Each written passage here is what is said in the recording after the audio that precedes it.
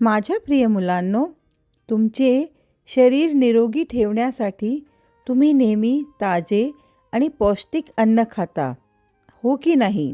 बरोबर ना? त्याचप्रमाणे तुमचे निरोगी मन ठेवण्यासाठी तुम्ही तुमच्या भावनात्मक आहाराची काळजी घ्यावी, असं मला वाटते. तुमच्या भावनात्मक आहार म्हणजे तुम्ही तुमच्या 5 इंद्रियांद्वारा वापरत असलेली सामग्री, म्हणजे तुम्ही जे बघता आणि जे वाचता त्या बातम्या, चित्रपट, संगीत आणि तुमचे नातेवाईक किंवा तुमचे मित्रमंडळी, या सर्वांमध्ये तुमचे भावनात्मक आहार असतो. या सर्वांसह निवडूक आणि छानपैकी निवडून घ्या.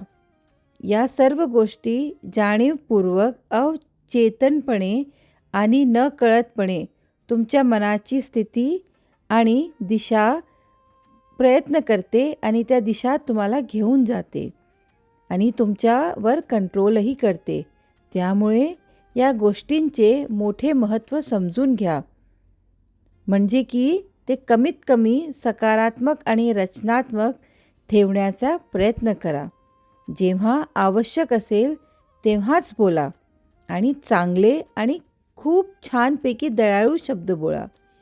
तुमचे भावनात्मक ऊर्जा जतन करा आणि तुमच्या चेतनेला सशक्त करण्यासाठी ती गुंतवा.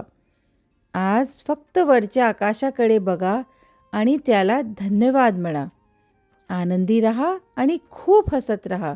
माझे आशीर्वाद सदैव तुमच्या पाठीशी आहेत.